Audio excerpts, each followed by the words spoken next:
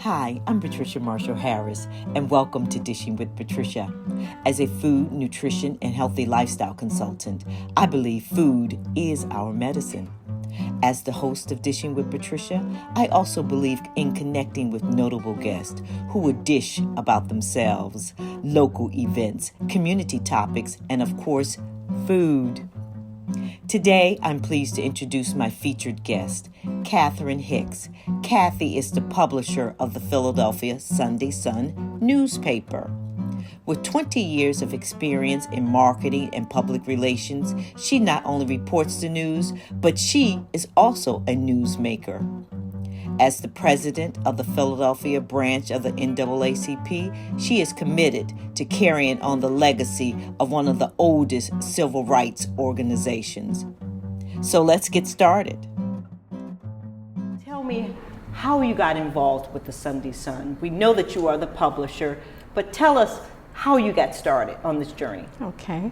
Well, thank you for having me. I'm excited for being here today. The Philadelphia Sunday Sun, I've been the publisher now for 6 years. I worked along with our former publisher and owner, the late J. Wyatt Mondesire, who was not only the publisher, but was also my fiance. So this is not something that I'm just doing as a job. It's a labor of love. We are the Philadelphia Sunday Sun. We've been in publication for 30 years. This is our 30th anniversary. Wow. And we're excited to be able to bring an African American newspaper to our community that not only,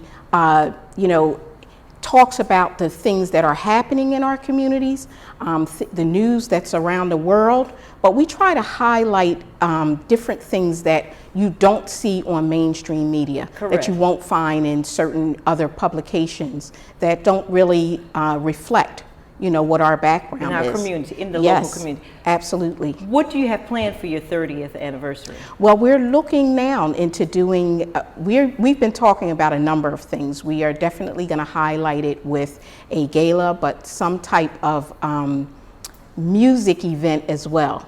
So we've been brainstorming on it, and we're looking to do it sometime in September or October of 2022. So stay tuned for that. So what have you done with the paper moving forward in this digital age? Yes, so we have become more digital. We actually, we have the paper online. For those who do not subscribe and actually get the paper delivered to their home, they're able to get it on our website as well. And we're also doing podcasts along with, of course, Dishing with Patricia, that we highlight, and that is in our paper every week with a beautiful recipe and something that, it lets people know how they can see this particular program. So we also have 2 other programs that come on weekly. Thursdays we have Spotlight with Charisma McElwin, and on Sundays we have our Millennial Voice with Danae Reed. How often is the paper in print? It's a weekly paper, so it's on stands every Friday, but it's called the Sunday Sun, so we publicize that it's a Sunday paper. Because we look at people on the weekends, that's when you want your paper. You want to sit down and have the opportunity to read and see what's happening in the news. Coffee with your family. Absolutely. We do a newsletter 3 times a week. So those who subscribe get the newsletter 3 times a week, weekly. But you can go to our website at www.philasun.com. Now, being a woman publisher, Yes. which is rare, tell me, when you walk in a room, how many other women publishers do you see when you're in an environment of newspaper people? Not a lot, and especially African American publishers. I know normally when I go into a room with other publishers, it's usually mostly men. It's myself and of course Sherry Darden. Yes. Of Scoop USA. Yes. We are sisters in the publications for Philadelphia, and we don't see a lot of us. So we look forward to more women becoming publishers and looking into doing. Do you think it's important to have a community paper that's reflective of what's going on in your community. It doesn't matter what your ethnicity is, but the community paper. Tell us, what role does the community paper play in the environment in which your paper is distributed? Mm-hmm. Yeah, well, a community paper is important because it really dictates and gives information as to what's happening in your community.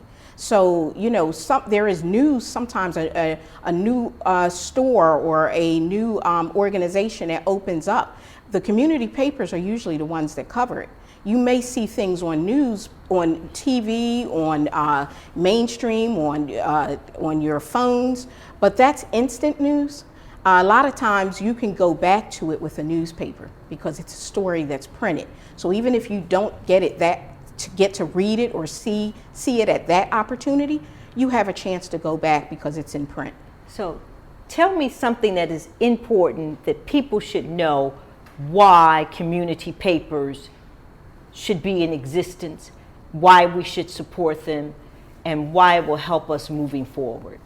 Well, not only for the community, but for employees. I mean, you know, we employ people at the paper. So, you know, these are jobs and these are opportunities for people to be able to take care of their family. You know, when you have a publication, a community newspaper, you know, you're hiring writers, you're hiring photographers. It's a group effort to Yes. put it together. So it's very important that we get the support from the community, because when the community reads our paper and gets our paper, it gives us the opportunity to continue to And they're print. informed. Yes, and they're informed. So tell me about the other hat that you also wear. I am the Philadelphia chapter NAACP president, and I was elected in July of 2021. So I'm shy of, you know, I guess 9 months now, almost, I guess this is like 8 months that I've been the president. How many members do you have? Well, the Philadelphia branch has over 2,000 members. You know, we are steady with getting more members to join. We are happy to say that we have a number of lifetime members. To become an NAACP member, it's $30 for the year. How do you become a member of the NAACP?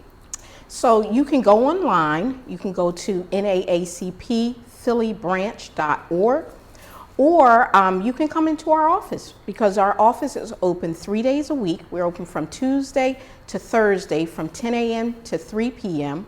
and we're at 4458B Germantown Avenue, right off of Germantown and Windrum.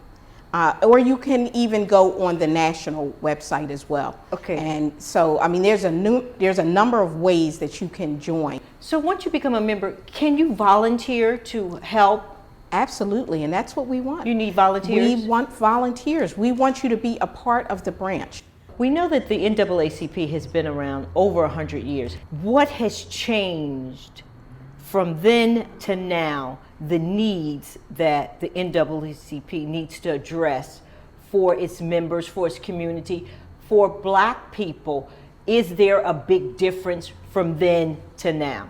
We're still fighting some of the same fights, and you know, and that's not going to end. You know, the NAACP is known as the biggest, boldest, you know, baddest organization, and you know, when things happen, we're the ones that come out to try to make sure that they ensure that, you know, the rights of our citizens are being taken care of. So right now, voter registration, you know, the situation that is going on with trying to suppress our vote, that's one of the biggest things that, you know, we're trying to combat. Right now, we're so proud of dealing with what's happening with Supreme Court nominee, Ketanji Brown Jackson. So there's so much that you have the opportunity to be a part of, and the NAACP, you know, that's what they fight to do. It's justice. It's justice for the community, and you know, that goes on. It never ends. Okay. Did anything that you do with the Sunday Sun prepare you for this role in the NAACP? Well, Working at the NAACP, of course, the publisher, the former publisher and owner, J. Wyatt Mondesire, was also the president of the Philadelphia branch NAACP and the state president. I've been a part of the NAACP since I was in my probably early 30s. And so, you know, working with him, I got to see the things that he fought for the community and the needs, and I learned from him. What kind of partners do you think you need for your particular branch to help you with the issues? First of all, we know about the gun violence that is ever present here in Philadelphia, but it's all over, all around the world. I had a nephew recently killed to gun violence, 22 years old. So tell me, who are you partnering with that we can help address some of these issues? NAACP is one organization, but we need everybody. We are asking those who are in different organizations, you know, thankfully we have people like the Urban League. We have, you know, some of the council people, and you know, we have a lot of organizations that join in and partner with us. And that's what we ask for, because we can't do it by ourselves. You know, we say all the time, you know, it takes a village. Well, it really does. Yes. You know, one person cannot do it all. One organization cannot do it all. So we do have organizations out here. Black Lives Matter. You know, the Coalition of 100 Women. All of these organizations come in and support and work with us. You know that Dishing with Patricia, part of our platform is talking about current events, what's going on with my guests as we dish. And I wanted to tell you about what you're drinking today. And what you're drinking is, thank you, is a white grape beverage. White grapes help you in your immune system. Unfortunately, it's a little high in sugar, so folks that are diabetic need to be aware of the sugar content that is in all juices. If you could describe the NAACP in one word, what would that be? Action. Action. We'll be right back, and we're going to dish up a little something. See you in a minute. Welcome back to Dishing with Patricia. My guest Kathy and I are going to dish on some of my latest recipes. All of my recipes can be found on classyessentialnutrition.com. You should never start cooking with a cold skillet. Your oils should already be warm. How you know your oils are warm is that they will start to expand in the dish, in this saucepan, and they'll glisten some. So always remember that you should start with a warm pan. So Kathy, do you mind just passing me these? Are portobello mushrooms, but you can use portobello mushrooms or shiitake. Any of your favorite mushrooms can be added in this dish. Thank you. I'll take that from you. Kathy, do you like mushrooms? I do. You do? Especially portobello. You do? So many people will say that they like mushrooms, but they don't like to see the texture of mushrooms when they're eating. So we're going to just, mix this together. Kathy, can you tell me some of your childhood memories of being in the kitchen? How did you cook with your mom? As a child, I did. I cooked with my mother. She is now deceased, unfortunately, but I have so many fond memories of cooking with my mother. She was famous for her potato salad, fried chicken, all of the things that we probably should not eat, but they were our favorites growing up. Yes. But also, her lamb dish was also something that was a staple around Thanksgiving, and she used mushrooms in it. So that's how I was introduced. So do you fix a lamb dish in honor of your mom? I do. Every Thanksgiving. Really? Yes. Well, most folks know that Classy and Essential Nutrition is named after my mother, and that's how I like to cook. I learned how to cook. So this is fresh spinach. Can you pass that to me? Absolutely. And we know Beautiful. that spinach, you could place it there if you want to. Your hands are clean. Just put some in. Thank you. We know that spinach is high. It's one of the most nutritious green vegetables that you can have. So always have some fresh vegetables. When you're cooking, please, everything has to count that's going into your foods. So we're going to just, do you mind if I just take this? Absolutely. And we're just going to dip this over here a little bit more. So what is one of your favorite dishes that you cook outside of the lamb that your mom makes on Thanksgiving Day? Well, one of my favorite dishes that I make is spaghetti and meat sauce. Spaghetti and meat sauce? Yes, yes. Wow, do you make... And I use it with a turkey sage sausage, along with turkey ground beef, and you know, fresh tomatoes. Do you make your, where do you get your turkey sage sausage? The Reading Terminal, right downtown. So, you know, if you live in Philadelphia, the Reading Terminal has pretty much all of the ingredients you would need for most of the dishes you would like to make. Well, one of the things I'm always telling, may I have those tomatoes? Sure. These are cherry tomatoes, and tomatoes have lycopene. They also have the color, watermelon has lycopene, that's what makes it red. But lycopene is a cancer-fighting agent that you should have. How you have the most nutrients from your tomatoes is cooked. That's why your red sauce is a perfect way to have. Tomatoes are wonderful anyway, but when you cook them, that's when you're getting the most nutrients out of your tomatoes. Oh, that's good to know. Thank you, thank you. So what I have done already, to sake of time, I'm going to just turn this off. This is it right here. We've already sauteed. See how this looks? And look how colorful it is. Your food should have color. I believe in having a lot of color for your food. So what we're going to do, I'm going to just put a little bit of this olive oil in here while that goes. This is apple cider vinegar. We're going to put this in the oat milk that we have. Whenever you put an apple cider vinegar or a lemon inside of milk, you're creating an egg wash, an egg. Okay. And I sometimes use ground flaxseed meal. So we're going to just sit that there just for a minute because it's going to thicken, it's going to create a binder. So this is chickpea flour. We're going to empty that in there. So how about we just dump all of the dry. This is nutritional yeast. Put that in there for me. Nutritional yeast? Nutritional yeast. The whole thing, just dump it right in there. And this is peppers. Yes. This is turmeric. Turmeric has a lot of holistic properties. There's a purpose for all of our vegetables. And this is why it's important to eat healthy. But as you said, you go to the Reading Terminal, buy local. You know why you should buy local? You know the environmental footprint from where your food is coming, and you are helping the local economy. So Kathy is blending the dry ingredients. Whenever you're cooking, you'll notice in your recipes, they have dry and they have wet. Because it's a lot of things like this had baking soda and salt in it, that already starts. If you put a liquid in it, then it starts the cooking process. So always dry and wet. So Kathy, this is the last thing we're going to add in. This is the oat milk with the apple cider vinegar, which is going to act as a binder. See how this looks? That's the finished product. So we could just sit that over to the side.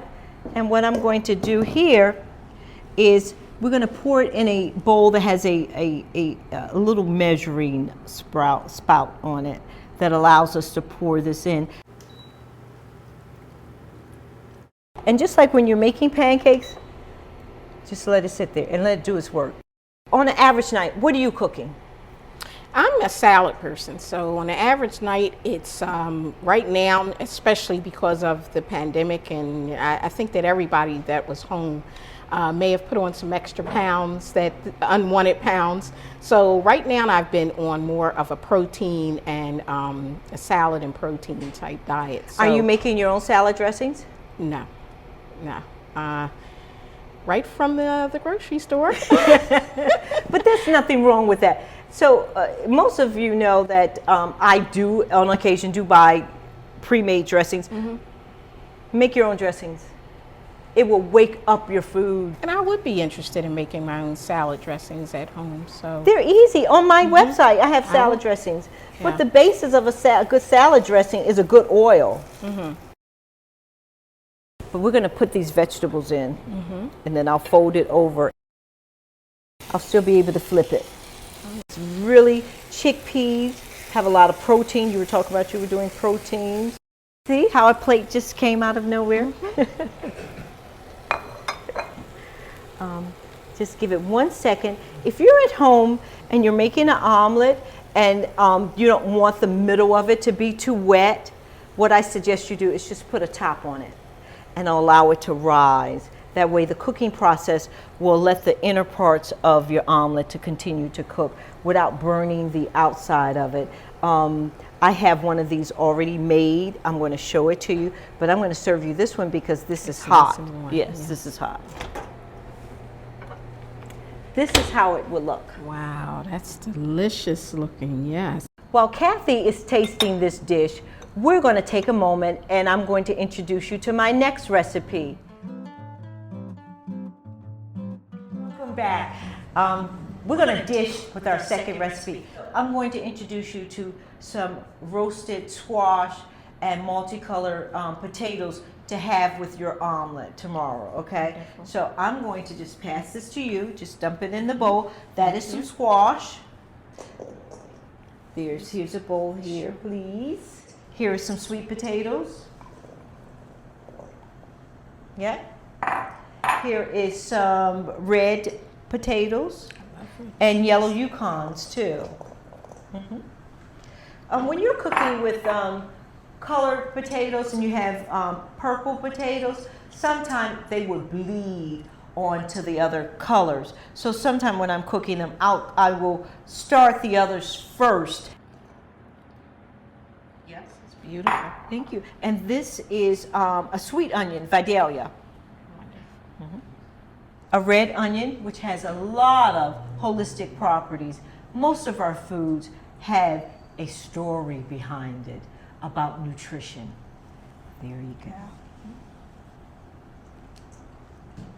And let's just start blending that together. Yes. And then once you got that blended slightly, then we're going to add in some of our other ingredients. Here is some coarse sea salt. And sea salt is very good for you. Yes, yes it is. I use a lot of sea salt as Very well. good, good. And here's some coarse ground pepper. So there is that. And here is some cumin. Here is some garlic powder. So we're going to mix that all together really good. And then we're going to coat it with some olive oil and put it on this pan. I'm going to spray this pan while you're doing that.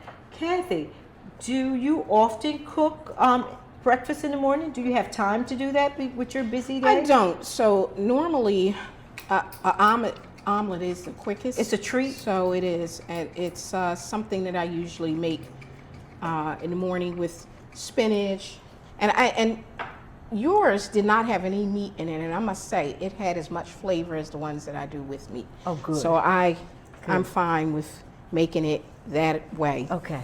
Well, good. My breakfast is whatever I had the night before. If I had meatloaf, of course mine is meatless. If I had meatloaf, whatever it is, that's what I'm having in the morning. And this is some olive oil. I'm always generous when I'm coating roasted vegetables with olive oil. And I want to say also that Patricia's recipes are in the Philadelphia Sunday Sun each week. Thank you, Kathy. I must admit, I really appreciate the support that you have given Dishing with Patricia. It's important that we support our local businesses. Okay, let's take this, and we're going to just put this on this pan. And the oven has already been preheated, so this is already started. And when you're roasting your vegetables, you want them to be flat. You don't want them, you want one layer. You don't want multiple layers because it ends up steaming instead of roasting, and it's steamed vegetables instead of roasting, and caramelizing. You want your onions to caramelize, your potatoes, and the difference, the sweetness that comes out. So we're going to put this in the oven at 400 degrees. 20 minutes later it's wet, but I made some already. Oh wow, look at that. It's beautiful. That is beautiful. Before we go further, this is March. Our broadcast will air in April, but this is International Women's Month. Yes. What a better way to celebrate International Women's Month than bringing on Kathy Hicks. We celebrate you, and we thank you for coming on to Dishing with Patricia and supporting us in our recipes. I thank you for that. Oh, thank you, Patricia. It is definitely an honor to be here with you. You have always given so much support, not only to my paper as well, but to a lot of the organizations and women's groups in Philadelphia. And your recipes, they're important because they make sure you give us the opportunity to eat healthy, but still delicious too. I think so, because I said food should look and it should taste good. Yes. That's important. But it could be healthy too. Healthy food doesn't have to be boring. So while Kathy is tasting that, I want to take an opportunity to thank my audience and to thank my guest. These are very turbulent times that we are in.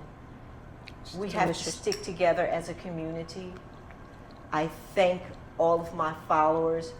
I am a person of prayer. I'm a believer, and I thank my Heavenly Father every day for my life and the life of my family and my friends. And I want to thank you. Kathy, tell me what you think. This is delicious. And you know, there are times when people go on shows and I see them eat and they'll say, oh, this is good. And I'm wondering if they are telling the truth. This is delicious. I'm, you know, I'm ready to continue to eat. So thank you for allowing me to be here. Until next time. Bye.